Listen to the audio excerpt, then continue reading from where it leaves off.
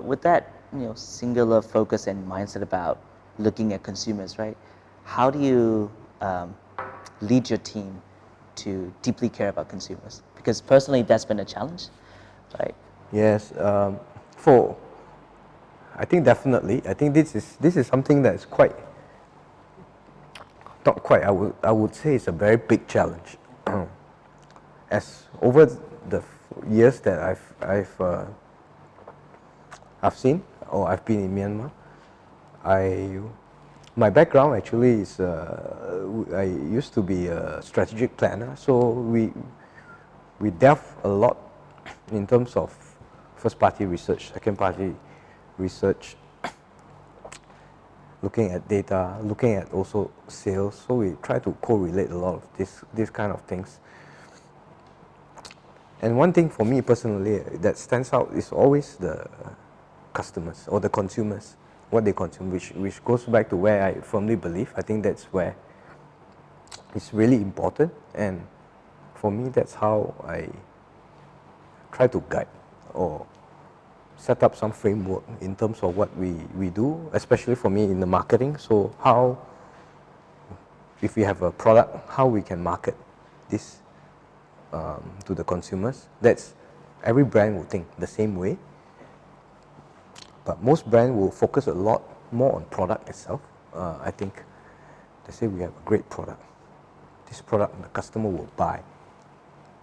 But I always challenge the team to say we should look at the consumer point of view and how consumer will see this product instead of how this product will benefit them, but they will see it as how they would use it on a daily basis, how they will use it or consume this product, whether it's a consumer product goods or it's a mobile phone or it's a financial services or insurance, etc. How would they understand and how would they consume? I think that's always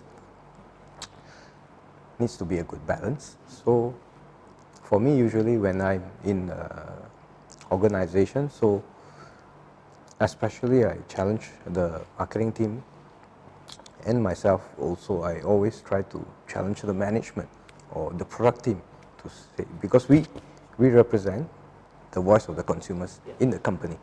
So I always train that way. If you're a good marketer, you should defend the customers. You should not feed them with junk. You should value the customers from the minute when you arrive to the office. What you do as a marketer is not to sell so much. You should provide value to customers, and you should stand for that in the office as a customer point of view to defend the consumers. Because if you know the consumers well, a lot of things will happen. You get more efficiency in terms of what you spend because you know where they are instead of just blasting everywhere. So it's like a domino.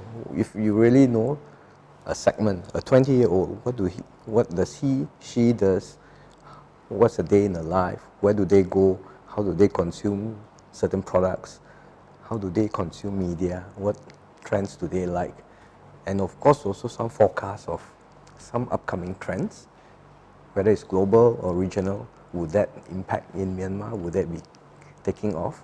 We see that also quite a lot right now because, age of internet, everything is immediate. Whatever happened in New York, a couple of hours later, you can see it here right now. So that's how fast it is.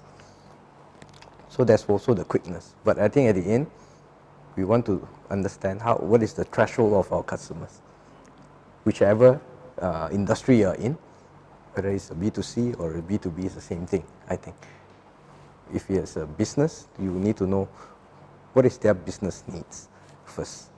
Of course, profitability, right? So how can our product make their business become more profitable or make their businesses become more efficient? It's not directly profitable, but in terms of efficiency, maybe they do not. For example, I think you guys have created a HR software, right? So that I think is also able to provide companies to be more efficient in terms of maybe they do not need to hire manual people to manage the HR operations, to take attendance, to make sure they come on time, etc. So those kind of things supports those. So when you say we have this app, but what this app can do to the customers, that's the always a fine balance. Good product, how can we make it great? By talking to the right people with the right communication, I think. Yeah, no, I find that ultimately that is the what do you call it, the formula of creating a great business, right? Putting customers at the center of whatever that you do. But oftentimes, and including us, we find that actually doing that and getting our teams to really look at it from the perspective of consumers, It's customers, not easy. etc. It's not easy. It's always it's a constant reminder, even to myself. It's not easy because I'm not sure why, but I think it's logical to think that way. But a lot of marketer, a lot of people that I've met, always there's a lot of focus on the product or the services itself, but not so much on the people who uses this product or the people who uses these services. So I always challenge to say we should focus here, because whatever that is created great, but you do not have a market for it, then it doesn't solve anybody's problem because they can't see it. But there's always a fine balance. Of course, then they will say, okay, we have great product. We need to make our consumers or people, the target audience, knows that this product. That's the first step. But once they have the knowledge of the existence of this, how would they then try it? So it's always you need to build a strategic plan, right? From awareness to trial to usage to advocacy. Once they use, they like it, they do reviews, they share it, word of mouth, very important here. When I like something, I will talk about it, right? So again, that also I always say, if the customer like this and we can target them, they become our advocate, they become our marketer. Yeah. And indirectly, it also will become more efficient for the brand. We don't need to spend too much money in marketing because consumers who use it will positively talk about it. So that's also very important. When the customers feel they are cared for, the customers feel this product is built for them, and the company that builds it or the brand that builds it is caring to them, then they will always advocate. And they will always be loyal. Because if you like one thing, usually you will stay with. Yeah, I think for a young market like Myanmar, where the talent is young, the market is young, the consumers are young, I think it's probably the timing. I think this way of thinking is probably going to start. We'll probably going to see more and more of that in the upcoming years. Yes, I Because think ultimately that's why it matters, right? Yeah, I think because of the young population, there, it's always very good to focus on the building the brand loyalty instead of just trial. But again, I think there is also certain challenges when you are young. You tend to try stuff. Yeah. Even though you like this, you will try another one just to compare.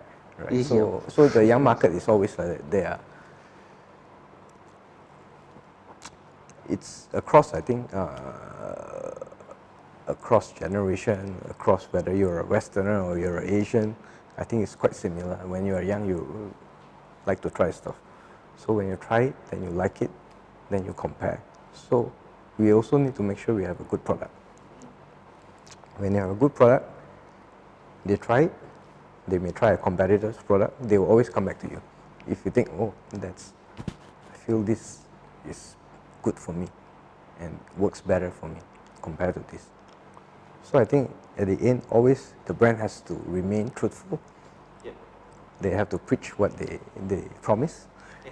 I think otherwise, if you say you are great, but the product is just good, not great, you should just say it's good, not great. Yeah. Things like that. So, because customers always remember, right? So You can't lie to the consumers, customers. Yeah. We can talk to them in their language, so to make sure they understand. I think customers have also certain understanding. They are demanding. I think they are becoming more demanding right now, especially in Myanmar. I think customers demand a lot of things, and they expect immediate responses. So they kind of set a very high standard in terms of customer service. So we talk a little bit about that, because customer service also have a name customer on it, right? Yep. That's also where we need to focus, not just marketing, but right now it's a total experience. So customer service is also part of it, because they get good experience, they get quick feedback, they get the right solution immediately when they have issues.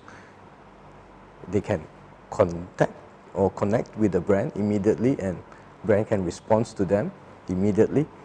So all these are key areas that customers look for. I have this brand, I have this product, I bought it, I try to use it, certain function doesn't work, I call. If not, I'll go to the website. If not, I go to their social media. I will ask if they respond to me. If they don't respond within 2 days, 1 day, you get very angry. If they respond immediately and they are able to solve your problem, great, you will talk to 10 people about it. So that's also a part of the journey. So that's why I always also try to train the team to make sure all these areas are important, because they are customers fronting. Even it's not purely a marketing job, but we have to work across all these platforms to make sure our customer are kept happy even after sales. Yep. Yeah. I truly believe actually that there is no, I mean, for any brand, any company in this modern Asian world, there is no, I mean, departments, etc. Making a customer happy or your customers happy is everyone's job. Correct. I think the consumer experience is everyone's responsibility. I think there's also a shift in terms of some trend right now. It's no longer about marketing, or it's no longer about customer service. It's no longer about finance, HR. Because all this in an organization or a company, all this exists because you have a purpose, and the purpose is to elevate, or your mission is to elevate the life of consumers with a certain service and product. So always it goes back to the customers. So customers are kind of king, and that saying, customers is king, right? So that saying will remain very dominant across, whether you're in Myanmar or you are anywhere around the world. You need customers. In that perspective, right? How do you keep the team very agile in because in back in the days it used to be like different departments, so you do your job, they do their job, etc., and then there's some handover happening. But in this day and age where information is available everywhere, where you gotta wear multiple hats, how do you keep that team motivated and agile in terms of your management style? For me, usually I try to also get people to work. Collaboration, I think, is very important. We can't be specialists in certain areas. We can be generalists, and we can be specializing. Let's say if you're a marketing manager, you can specialize in this product, this category, and you have to understand deep down this customer segment for this product.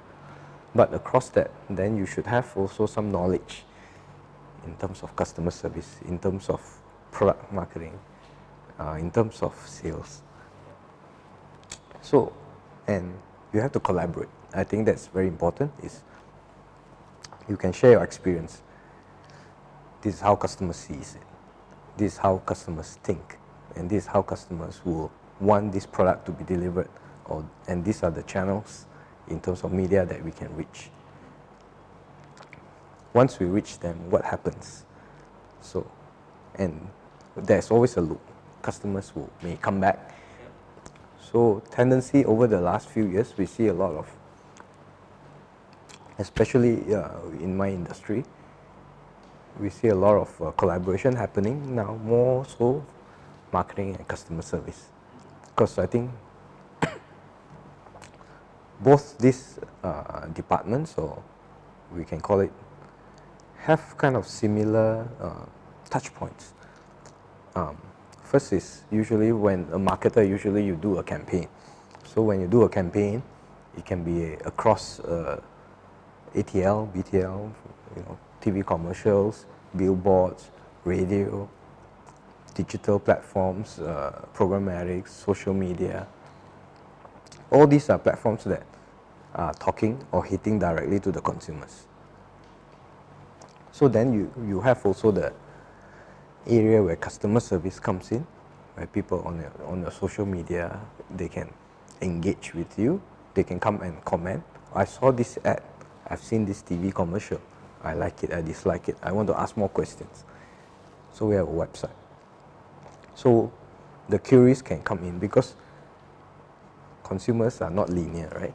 They think when they are sitting on a TV, they see, oh, your ad, they may be texting, they go to your Facebook, they may be texting or chatting to say, oh, I see this, can I check, how much is it?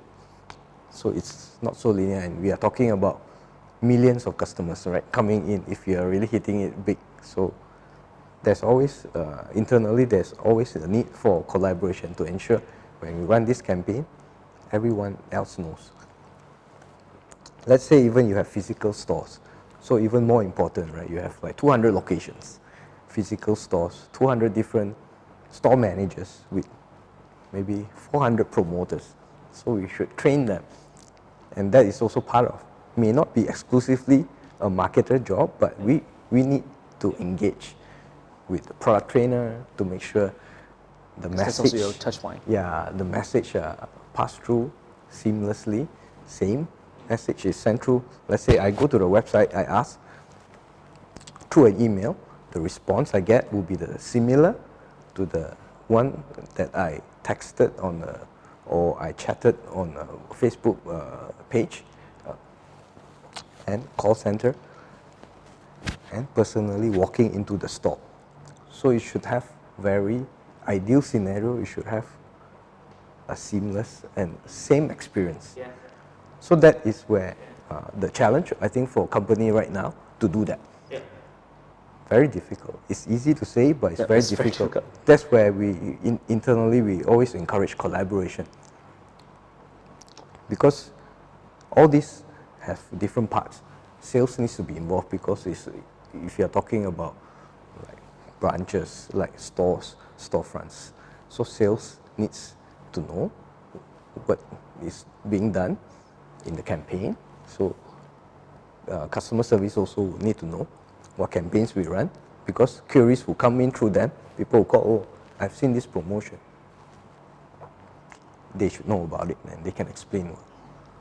So that's, in essence, I focus a lot to try to get the team to really collaborate. If you collaborate, then your campaigns, whatever products that you launch, will have a more seamless experience for the customers. Because let's say if you don't have that, you just launch it, marketing do it, blast it out, run the TVC campaign. Customers then, the query comes in, nobody knows about it, then the customers get upset.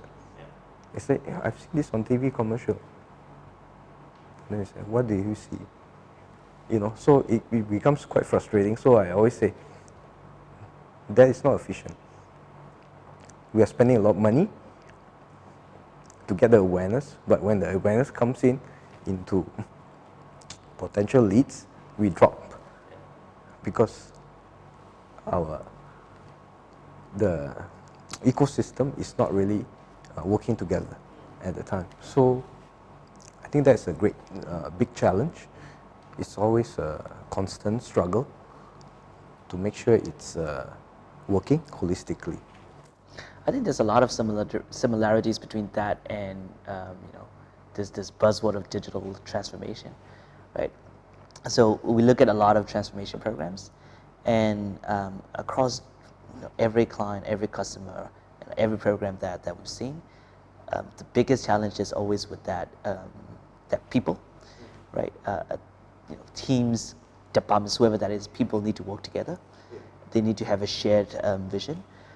It's not about the technology, but it's about the people itself. And ultimately, I think what's really important is they need to start having a mindset that everything that they're doing is to provide a consistent customer experience Yes. to the end customer. Yes. That I believe that is the true digital Yeah. transformation. Yeah, I think that's the key. Personally, for me, I think that is, let's say, if I were to run a company, if I were to do something, I think fundamentally from the beginning to the end, it's always about customers, consumers. Otherwise, everything changes. Everything changes. You have new HR technologies. You have new AI that can do your accounting, etc., and all that. But customers as also ever changing. I think sometimes, I don't know, organization or companies tends to forget that and put too much focus on internal. It's like we have to do digital transformation, etc., which is good, but it also needs to have a nice balance. What we do internally, what the change internally will, how would this have positive impact on the business efficiency? Yes, I think a lot of things digital transformation may bring efficiencies into companies, but in terms of customers experience is also important. That's where how this transformation will also transform how the employees work, and the employees needs to focus on driving the customers to be happier using our products. So I think that is, for essence, I think how organization needs to drive is to ensure that they have a single focus on to make the customers the happy customer. Okay. I noticed also that outside of your day-to-day challenges with customer experiences, your day-to-day work that you're doing with your team, etc., you do quite a bit of sports and fitness activities. I remember actually a couple of years ago that you did a triathlon. Is that right? Yes. And you participate quite regularly in a lot of what you call marathons, etc. Right? One of my mentors used to tell me that actually running a business is very similar to running a marathon. Yes, that's right. You know where the end goal is, and your struggle is to get to the end goal, but your focus is to take every single step, right? What are some of the learnings that you've got while you're participating in some of these marathons and activities? Maybe I start from the beginning. As a child, I'm always very active in school, so I represented my school in some like track and field at a very young age. I think like the secondary school, grade 10, grade 11. And I used to play football, so that's to keep me active, and I like football a lot. So, but I think in 2014 or 2013, yeah. So I have a torn ligament, so I could not continue playing soccer, could not continue playing football, so I shifted to doing more running and also to triathlon. So I think sports have also helped me in dealing with work. I think how I usually do it is also, we spend a lot of time training. I think training is also very important. It's training your own discipline. So you have to get up early, get up on time to make sure before. So usually, I spend about 4 to 5 days a week doing some form of training. So whether it's cycling, indoor cycling here, running, and swimming. So these three, first, I like to run a lot. Running actually frees up my mind to think about clearly. I think clearer about work. So sometimes people will ask, oh, how come you have so much time? Actually, I told them I have the same time as you. Everybody has 24 hours a day. There's no one will have more time. It's just how you manage time. But I see you running like 2-3 hours, and how can you work? You are not tired. So of course, at the beginning you are tired, but your body is always very adaptive. So over a period of time, if you have the tenacity to keep going, it's like, then the body will adjust itself to make sure it has the endurance to keep it going. So I spend at least on the weekend maybe 3-4 hours just training. And usually when I train, I also think about ideas, think about the work that I have, the problems, how can I solve it. And by running, it gives me very clear clarity, because when you run, it's always it's a very repetitive. So sometimes people feel bored, right? So when it's repetitive, then your mind becomes, for me, it becomes quite clear or clearer. So sometimes when you're in the office, there's always a lot of meetings, there's calls, there's people coming in, there's a lot of distractions. So doing sports itself, especially running, helps me get away from the distractions. Also, for example, like swimming, right? Nobody can talk to you when you swim. Yes. Yeah, so that's your own time. You have that time for yourself. You may have certain timing that you want to reach in terms of, usually I swim like 1.5 kilometers. So it takes maybe 35-40 minutes. So it helps me at the time. Maybe I will have 2 or 3 tasks. I have this challenge, I have this. I jump into the pool. I say, before I come out from the pool, I should have some solutions. Okay. So when I swim, I will think about, how can I solve this? Similarly for the run, it's the same thing. Every week, we have certain challenges. Okay, how can I solve this? Okay, by the end of the run, I should have some solution. So I'll then start running. So it's kind of a way to get away, and this is how I try to program it. So it's not. So it keeps you running, and doing sports keeps you healthy. At the same time, it also helped me in certain problems at work, issues that I can't solve, maybe issues with people. How can I deal with? Can I deal with in a different way? How can I get a message across? So things like that, I always keep that time when I do my running or my swimming or my biking. I will use that to ensure that I come up with some solutions, even ideation, even planning a campaign. So I can plan it when I swim. So when it gets out, sort of, I get a framework out. So that's kind of. So that's why you run. Yeah, quite a lot. That's quite a lot. Maybe the more you run, you say, oh, Richard is very stressed right now because he runs a lot. But running also helps you de-stress. Right. So after a while, right now, usually when I run, it's always in the morning. But previously, maybe a few years back, I always run after work. So I feel running in the morning before work for me, is much better, because I feel fresh going to the office. Rather than, and also when you run, for me, when you do sports in the morning, it gives you more energy.